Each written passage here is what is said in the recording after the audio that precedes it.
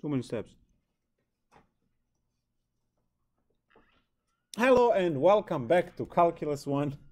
Forgot to start the stream, so now from scratch. So we're talking about working with integrals. So we know the basic integration formulas, like integral of cosine is sine plus c, integral of secant tangent is secant plus c, integral of x squared is x cubed over 3. So we know that. That's the basic formulas. We also know that we can kick the constant outside. Last class we learned that we can split the integral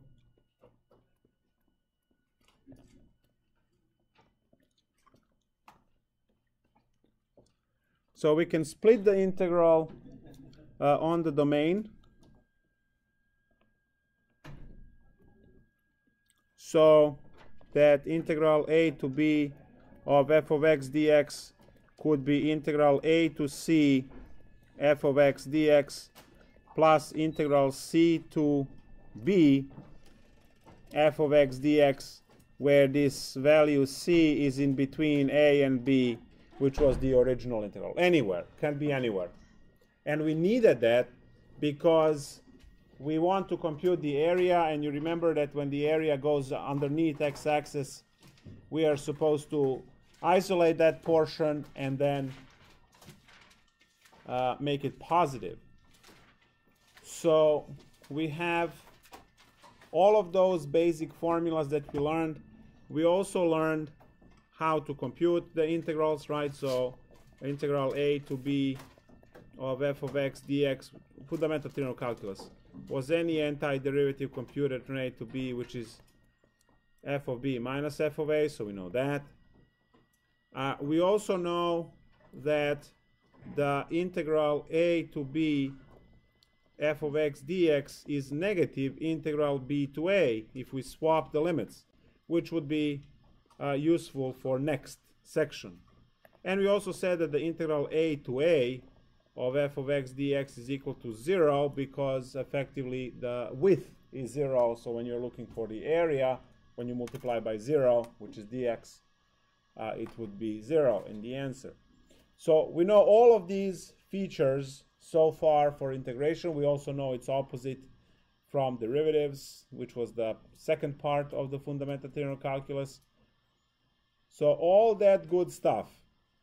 So what's left for us to learn? Well, few formulas from 5.4 that help you speed up calculations, and then the average formula, right? And that's it. Then we can start 5.5, which is the most important integration technique under the sky.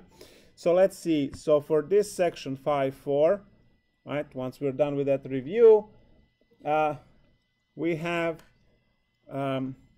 formulas that relate to simplifying calculations if you know that the function which you are integrating is either even or odd. So now I have to review even odd functions from pre-calculus 1 because most of you don't remember this stuff. We say that the function is odd and f of negative x is the same as minus f of x. So to give you an example of that, let's say f of x is equal to 2x cubed minus 4x. So what happens in this case, so let me just box this. So what happens in this case is if you create f of negative x, you will have 2 times negative x cubed minus 4 times negative x. And then if you take the minus outside, it will become minus 2x cubed plus 4x, because negative 4 times negative x is positive 4x. And then you can see that you can factor out negative sign there, leaving you with 2x cubed plus minus 4x. which is exactly where you started from. So it's negative f of x. So we were able to prove that f of negative x is negative f of x.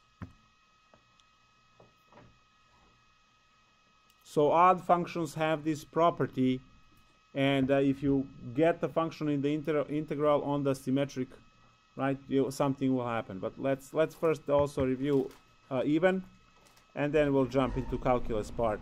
So for even functions, if you create f of negative x, it just returns f of x. So say your f of x, right, this is the formula,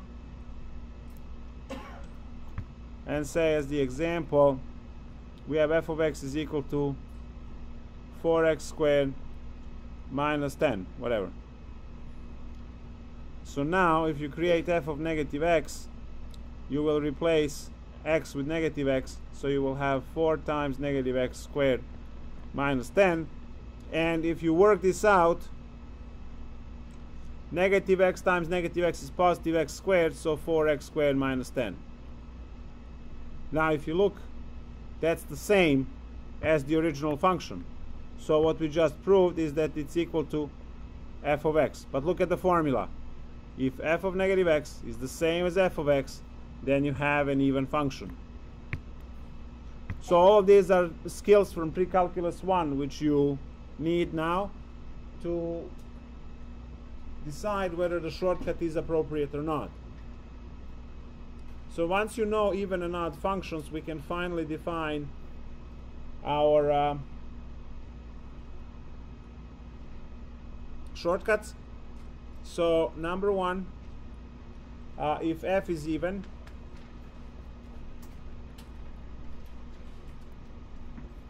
we can compute the integral from negative a to a of f of x dx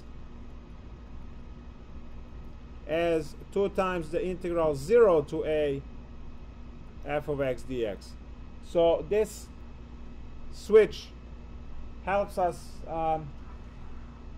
compute less, right? We don't have to plug in negative 2.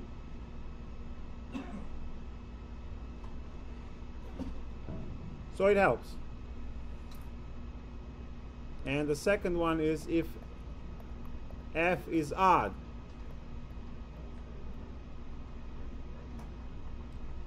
Then negative a to a. So if f is odd, the answer is 0.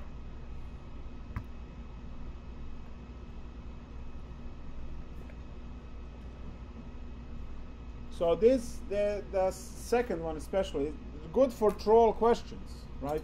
Give you something that is, you know, terrible to integrate, and then on the interval negative 2 to 2. But whatever is terrible to integrate is easy to check that it's odd. So the answer is 0 without actually doing the integral.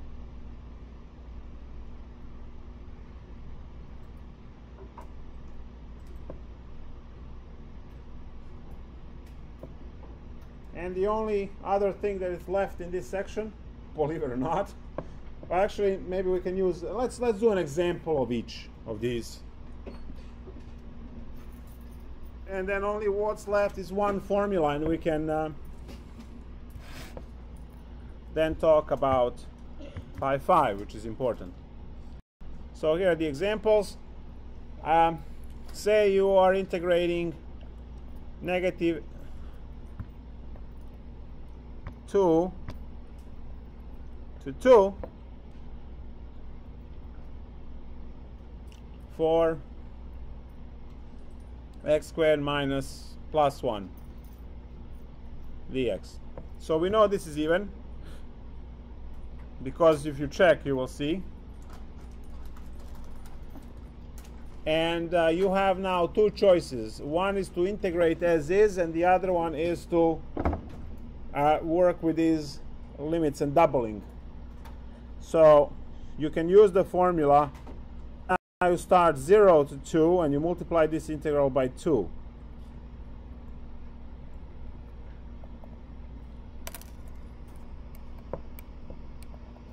X cubed divided by 3 plus x computed from 0 to 2, and then there is 2 multiplying everything. So that's 8/3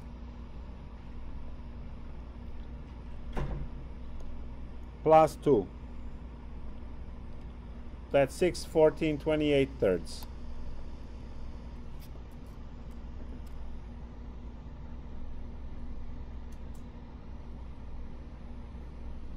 Now, can you integrate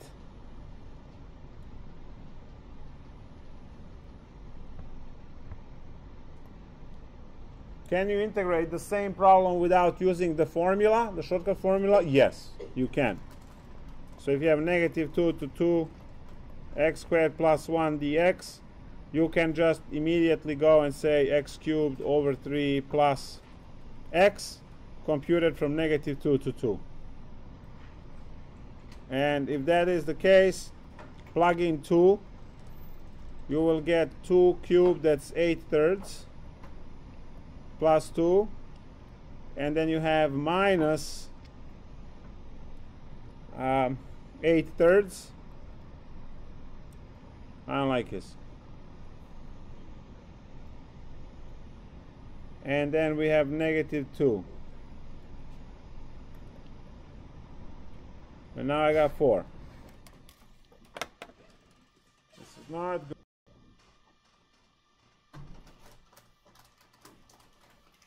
Where is the mistake? We have to get the same answer. So 2 cubed is 8/8 plus 2, and then we have, oh, negative and negative gives us positive. There we go. And then negative and negative gives us positive. So we should be good now. 16/3 plus 4/3 is 12/3, which is 28/3. Good. So as you can see, the formula just speeds up the process in calculations. So 28/3 was obtained using the formula, which is really quick, but you have to be able to detect even and odd functions in order to do that. Okay, one more example. Let's go with something from the textbook, because we can. Yeah, Professor. Yeah. If it's neither, do you just have to grind it out? Yep.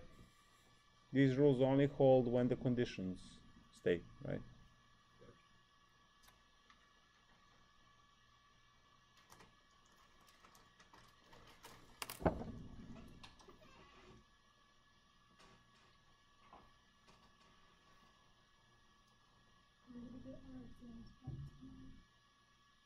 That's the mystery.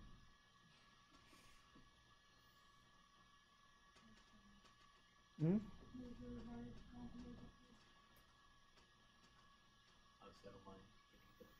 be nice to know our grade for the final.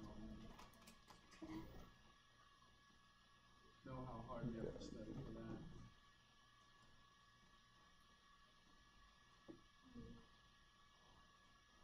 All right, here's problem number 8. They want you to compute from -200 to 200. They don't say use technology. And then there is 2x to the 5 dx.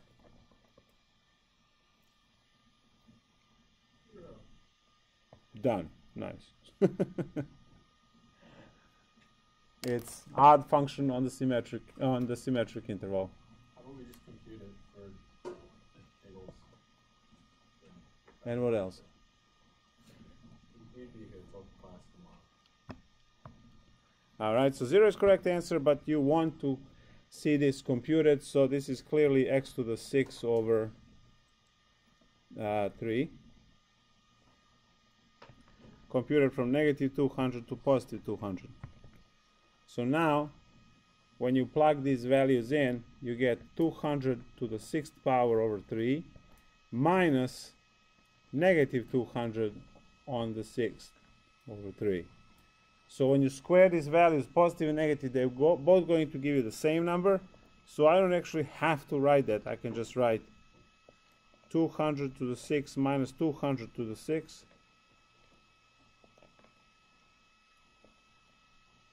And then divided by 3. That will be the exact answer. You can you know, calculate these things, but no one cares right now. So that's it. Cool? All right. So you see that we get 0. And the last part is the average. I think that's the last one is the average value.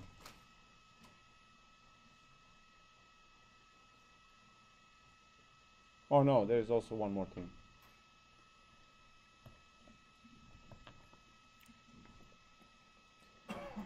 So average value for the integral is given by f bar, which is 1 over b minus a times the integral from a to b of f of x dx.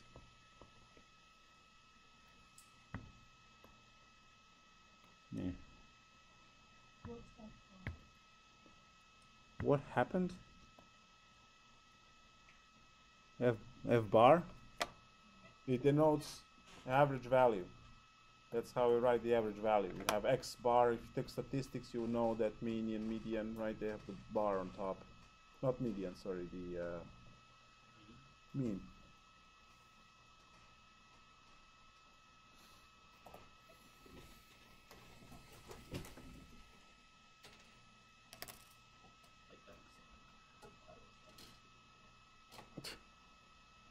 You won't drop it, right? Till the end of the day. Mine neither. What happened? Why? Because you didn't jump high enough? Reality kicks in very quickly when you're done with your education. Education in this country is so broken that you just go to Rutgers for like 2 months and you will see how broken it is. What they do there is you just put the bar lower and lower and lower so everyone can jump over it. And then when students graduate, they wonder what the hell, what's happening with the jobs and so on. So if the average is 50, average is 50. If the average is 100, it's 100. Averages go up and down, and that just depends on how hard you guys worked. That's all it is. We'll talk about it after the average formula, but you have to understand that there is no lowering the bar once you're out of your education. If you are a professional athlete and you are gold medal winner on Olympics this year, that means nothing for the next year, because everyone who didn't win are going to work their butts off to be ahead of you next year. And if you just say, yeah, I got this, next year, you're going to be last. And that's how it goes. It is like that. Education is completely, you know, riddled with this infestation of extra credit points and fixing the grade so everyone gets the gold star, everyone is worth of A, and then, you know, once you just go for the interview for the first time and you realize there's 400 people against you and you're not the one getting the job, or there are 5 awesome candidates and then just one gets the job. They're not going to open another 4 positions because there are 5 awesome candidates. It's going to go down to who had the best handshake and best smile and who owned the room, if you all had the same GPA and same extracurricular stuff. It's no curving. That's all going to be, no matter where you go. Extra credit and curving and all of those that are there to inflate your grade to pass are damaging you and make you less competitive on the market. And you have to know there are 2 countries with over 1 billion people that have better education and willing to work for less money. 2/3 of the world is prepared to do that, to work for 1/3 of your salary harder. So then think how it competes on the market. Nothing is given for free. So yeah, average value. Let's average it all out now. The formula for average value is the integral divided by the length, right? If you remember anything from the Riemann integral, you know that dx was given as b minus a over n, number of rectangles, and we send that number of rectangles to infinity, so technically this was infinitely thin. So if you're having that Riemann sum over here as a formula, and you are writing it out, and you have your f of s ci, and then instead of delta x you write b minus a over n, and then you put 1 over b minus a here, you kind of see how they cancel. You're getting the one-dimensional entity, which is just the height of f of x. And if that's the height of f of x, it's easy to understand that some kind of a function, f of x from a to b, and then the average value will cut the area in half, so that area below and area above that magic line, which is the answer to this. So I'll call that capital M. So let's say the answer for this is m, 7 or pi over 2. That line m, the value m, would be where you draw the horizontal line so that area below and area above are the same. So in that sense, it's the average, it's the middle of that stuff. Now, to solve this problem, it's extremely easy. You just plug everything in a formula. The question is what it does, which later on, when you start taking physics and engineering, you find the average energy and so on. It will eventually pop up. So let's see a cool problem that you could enjoy. Here, 26. I know you love this stuff. So you will just plug everything in the formula, obviously, but the question is, can you integrate, right? Do you remember how to do this? And you should. So the problem is e to the 2x from 0 to ln 2.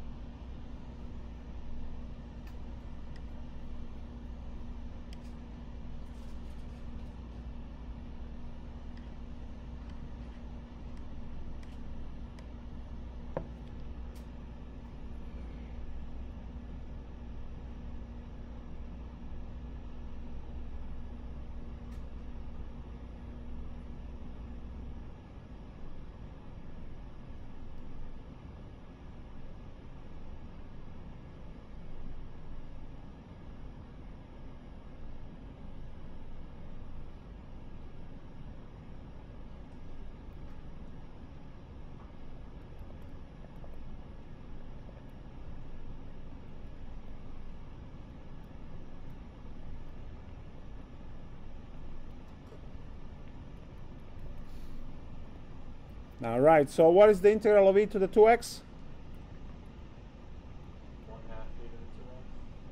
1/2 e to the 2x. Very good. And we compute 0 to ln 2. Do we have to compute at 0? Yeah.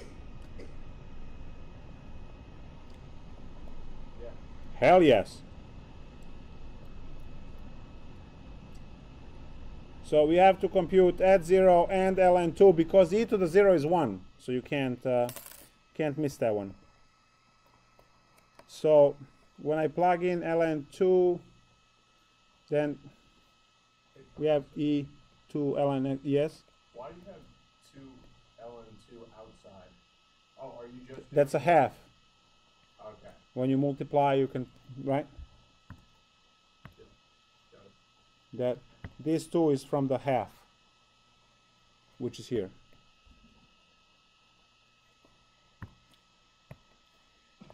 Cool. So now I have 1 over 2 ln 2. Now this 2 will jump as the exponent, becomes ln 2 squared, which is ln 4. E and ln cancel, so we just have 4.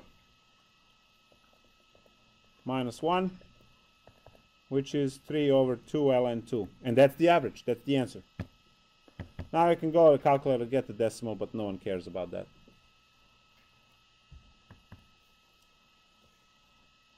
Ta-da!